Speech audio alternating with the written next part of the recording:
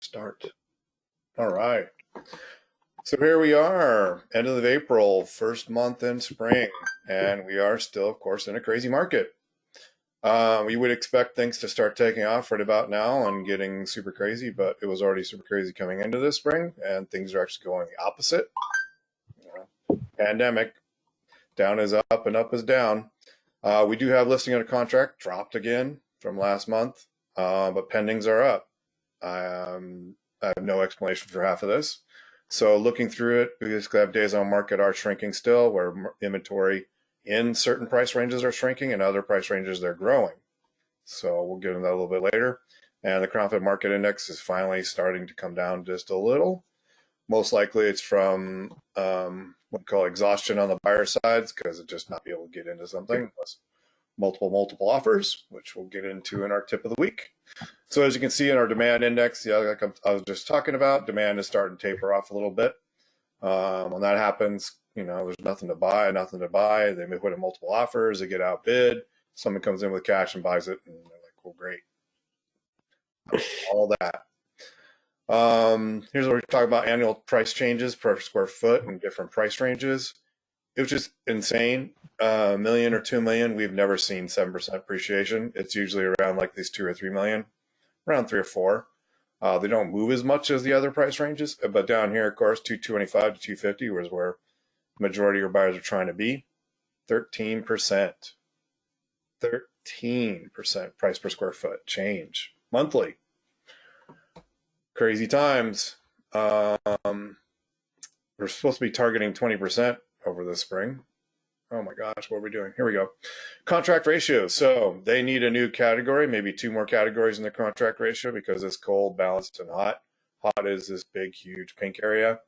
They need a hot, super hot, and insane up to here. Even back in 2012, when we had tons of people buying houses because it was a foreclosure frenzy.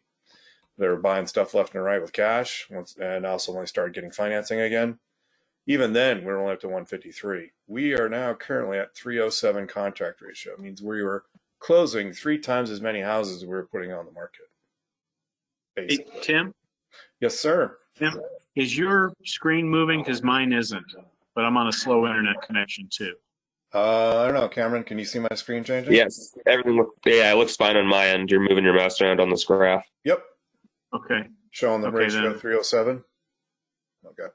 Okay. Are you on Wi-Fi? Yeah, well, sort of. The MiFi. So, I'll turn my camera off and see if that doesn't help. Yeah, turn off your video, that might help. Month supply by price range. As we talked about before, depending on where you are in the price range, it's a super hot market. Anything between the 150 to 350 is hard to find. We have less than a third of a month, which is 10 days.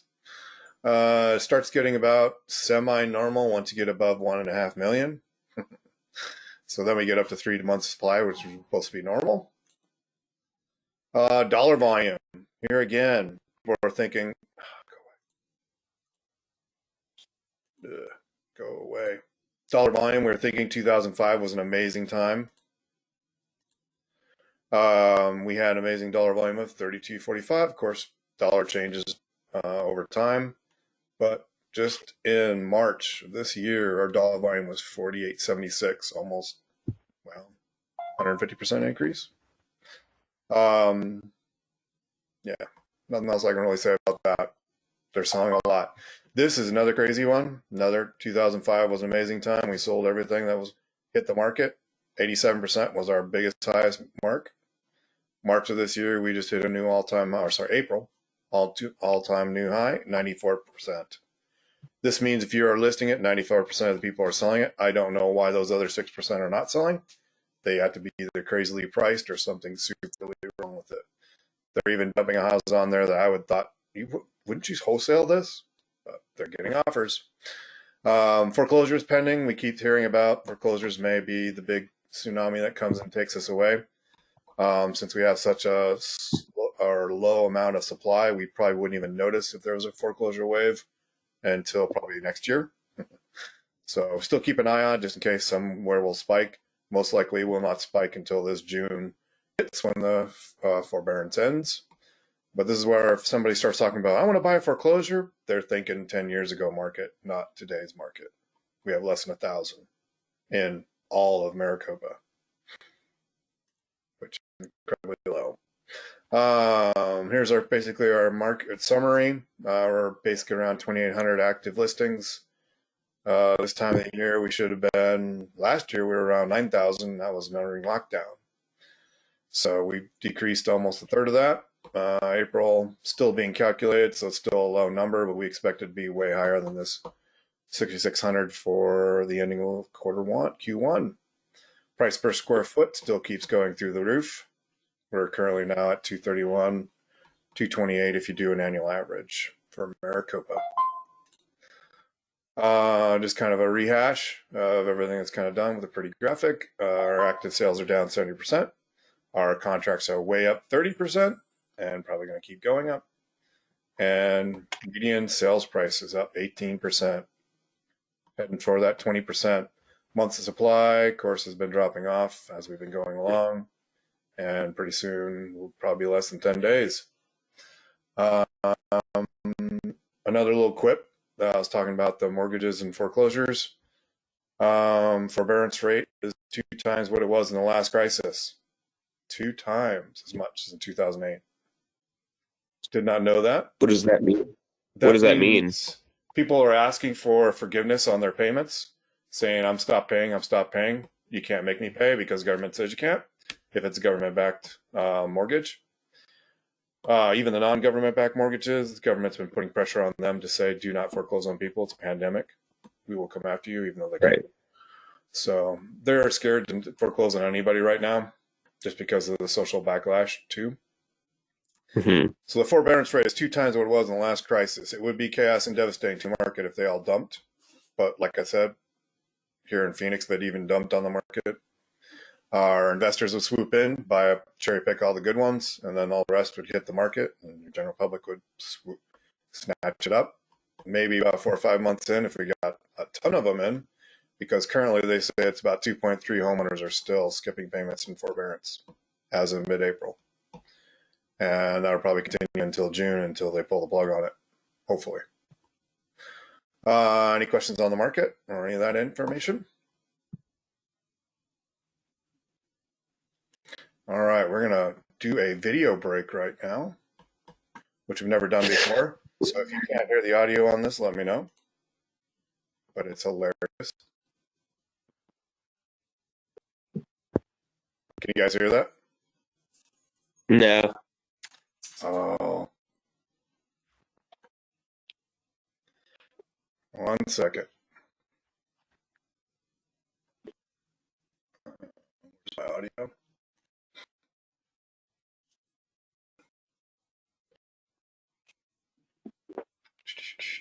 Speaker. Let's see if I can do it real quick. No.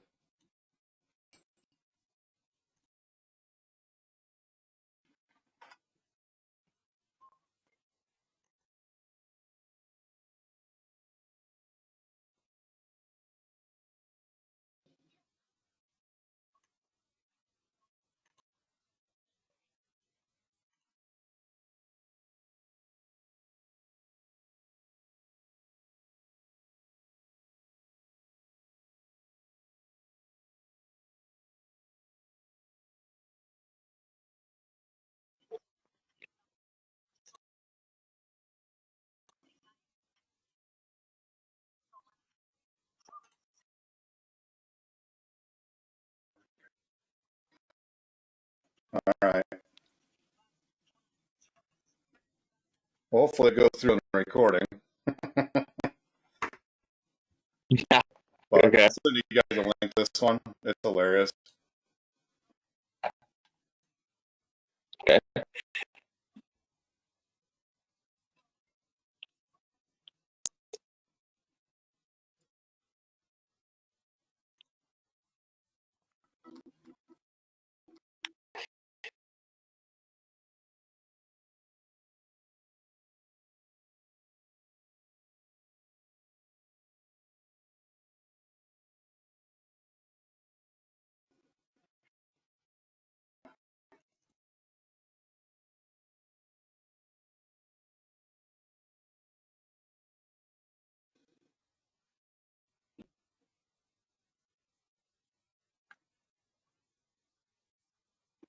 The hilarious thing is these guys put this together just to show how bad the market was. They're trying to explain to their clients how crazy things are going on the market.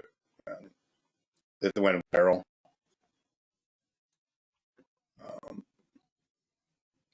But it's only 20 seconds more and I'll go on to the rest.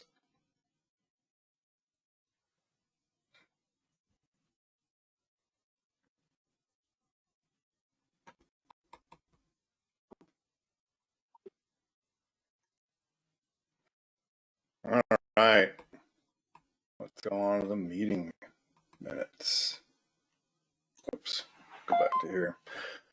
So everybody knows multiple offer kind of situation going on. Just want to go over some strategies just so you guys can know, have some little more fighting chance on getting your client or buyer clients in and getting what they want into the home that they're looking for. First thing you could do is be prepared. There is a big difference between pre-qualified versus pre-approved.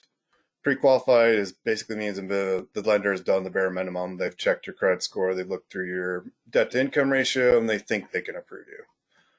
Pre-approved means they have sent you through underwriting, they've done the full documentation background on you, and they say you're pretty much ready to go. All they need is the house. Doing this is a big thing for sellers right now. That's what they're looking for, because the last thing they want to do is get into the contract, get through inspection, get it through appraisal, and then something comes up the last minute through underwriting and says, nope, can't buy the house. Next thing, prepare to be very available for your buyers.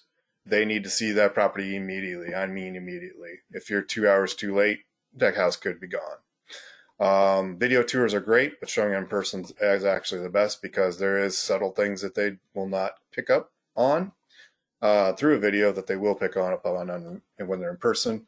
Things like odd layouts, how things interact, where the backyard meets with the other backyard neighbor, stuff that they'll look for that you won't be looking for if you're zooming around the camera for them.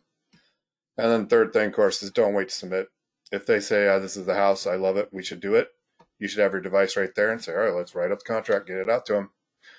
Hours count these days. There are some sellers that are not waiting until 2 days later, 5 p.m. to take final and highest best. They should, but if they get a really amazing offer, they may present the seller, so says, let's just do it. I'm tired. Next thing, be prepared to be very aggressive. Passive buyers agents are not getting deals done. Majority of sellers are taking the highest and best offer, of course. Price is kind of usually what trumps majority of the offers. Next best thing is what we talked about before: mortgage qualified, totally pre-approved, conventional over FHA or government, if they can. Without contingencies, this is the crazy part. People are waiving, of course, appraisal contingency. That's risky. Go over with your client what's involved, those risks. You're still going to be out your earnest money if you go to that appraisal and it doesn't appraise and nobody can agree on terms. Either come and bring the value down or bring in more cash. Hope they have a rich uncle. And then, of course, surprisingly enough, only 23% of the people took all cash offers this year. So it's not always just about price. There are other things that the seller may know or need. Have the lender call the listing agent. This one's pretty big, especially these days. If they have 5 offers and one of their lenders says, I'm amazing, I'm local, I have approved them, they could do this one without any money, or not even the 25% down or 5% down or whatever they're doing. They say they have amazing credit. They'll lend to them all day long. That's music to a listing agent's ears.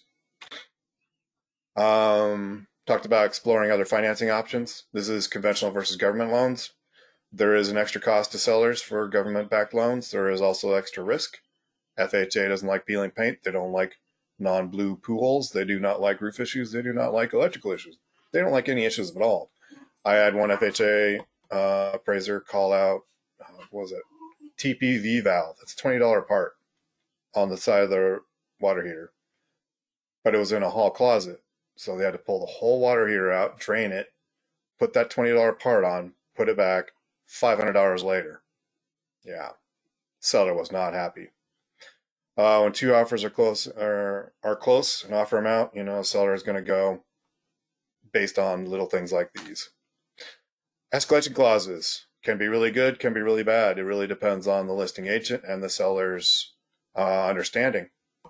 My estimation, my point of view, it's a really great thing because it puts out there, this is my buyer's range. We will make the best deal happen. If your house is listed for 400, buyer's willing to pay 425, you can put that clause in there. Says I will go up to there in increments of so much, up to that max. Some listing agents don't like being boxed in. Some sellers don't like being boxed in like that. They say, give us your highest and best, because what they're really hoping for is you'll offer them 425 right out of the gate. And none of the other offers are close to 425. They make more money. Offer the most earnest money, or more earnest money, excuse me. Puts your buyer's money at risk, but it really depends on how much they really want that house. This puts much more pressure on you as the agent. You need to stay on top of those deadlines. I will help you stay on top of those deadlines. Brokerman will help you stay on those deadlines. And if you hire Joanna, she will help you stay on top of those deadlines. It's a lot of money on the line. Some of them are 4,000 or 5,000. Some are 7,000. If you offer more, they could get up to 10,000, 20,000. That's a lot of money that the seller could get for nothing.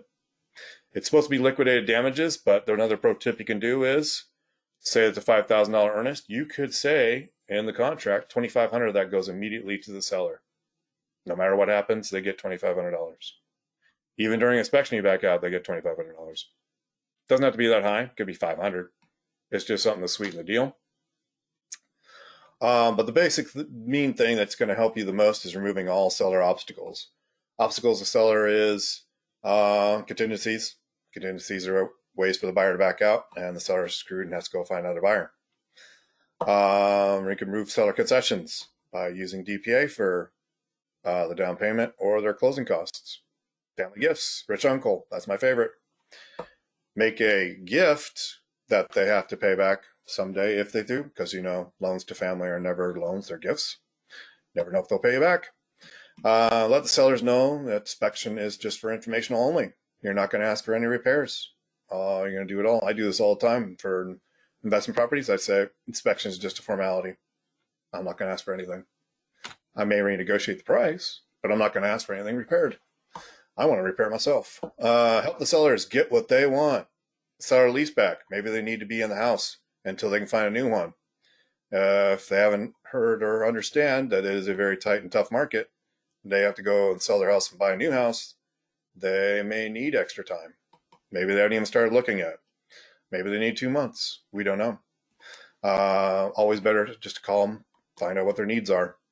Larger down payment doesn't hurt anything. Unlike larger earnest money, if they have the money, put it down on the down payment. Shows that they're serious, shows that they got the cash, and shows that they want to close. And then shorten the inspection period. Before doing this, definitely talk to your inspector of choice, especially if it's one you've never worked with and the buyer has chosen him, because they are obviously very busy. If you say, we can do it in 3 days, and they say, we don't have any appointments for 3 days, you box yourself in. Final thought on those, multiple offers. If you're not solving problems, you're not selling real estate. This is basically our law of supply and demand. If you've ever seen this fun chart in high school, here's your supply line going right through the middle, going up. As the supply goes up, price goes down. We are way on the left side over here. No supply, high price. So when people say, oh, everything's overpriced, well, no, it's priced appropriately for the supply. What we really need is more of the supply. Until that happens, we are going to be in lots of multiple offer situations. That was kind of the quick tip. Sorry, but the video didn't work out. I will work that out better next time. But I'll definitely send you guys all the link. Oops.